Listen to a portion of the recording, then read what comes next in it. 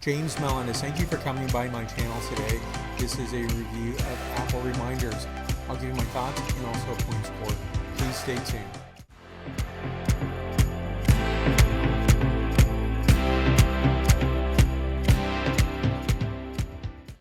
Now, give a like and subscribe to this channel.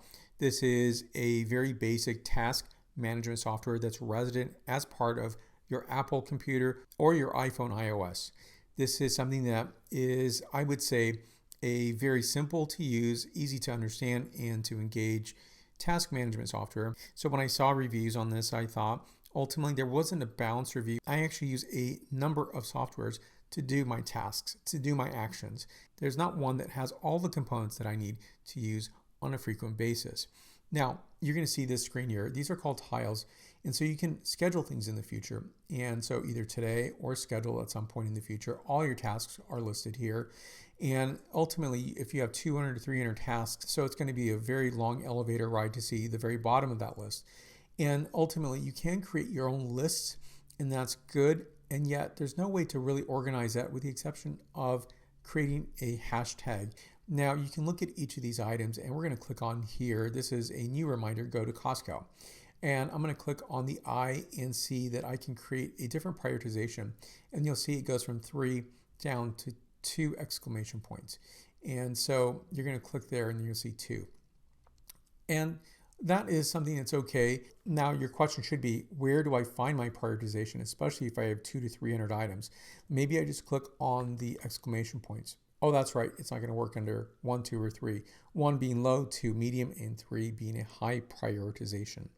So you have to work around that, unfortunately. So in this, say, Costco trip, I'm going to need to put a hashtag here. I'm going to use high. So I can click on the hashtag, see high, and see those high prioritizations. So I can do that from that point. But in many ways, that's a very manual process. And yes, while it's easy to do, there should be something that's resident in this home screen to begin with. Now, there are subtasks, which I think is a good thing. It's really relevant to see that. So I'm going to put on this list here, complete form. And you're going to see it's a task at this point. I have to click right above this line here and then move this to passport renewal, and it becomes a subtask. That's exactly what I wanted. And so I have to complete each of these subtasks in order to complete this task. It's a fantastic way of remembering. But again, I think especially if this is a long list, it's going to be more difficult to manage through that. And so you can also look at having people that are on, say, a grocery, you want to actually add somebody to this. I can only add people that are in my Apple ecosystem. So I can add someone to that.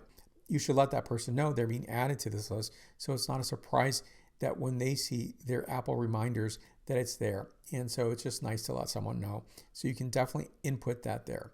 This is what this software is. Again, it's pretty easy to utilize, but in a day-to-day realistic setting, sometimes we have many more tasks to do. I would say ultimately, this is something that doesn't have a good way of prioritization. Yes, it does have a prioritization. It's not as easy to look at or utilize. I would normally have to scroll to this whole list here, but because there is a tag option, I can find that a little bit more quickly, but it should be part of a resident tile here. Now, the next part is it's a very unimpressive look. It feels very, very dated. And I definitely think, say, Google Keep, for example, looks a lot more modern and easier to look on my phone. And so that's one thing that I don't really care about this. So maybe groceries related to neighborhood and shopping is related to Istria.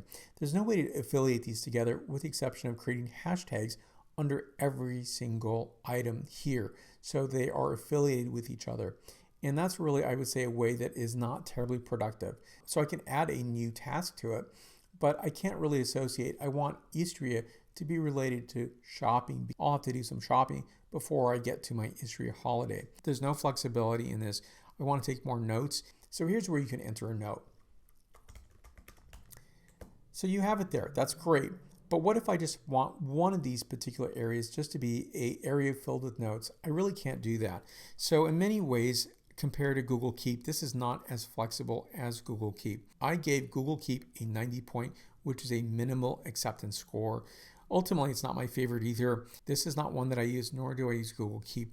But ultimately, this needs to, I think, function a little bit more in a modern sense, a lot better user experience.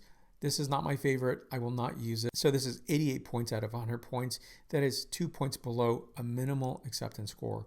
Thank you for watching. I'll be back for more reviews to come. James Melendez, James the Tech Guy. See you soon.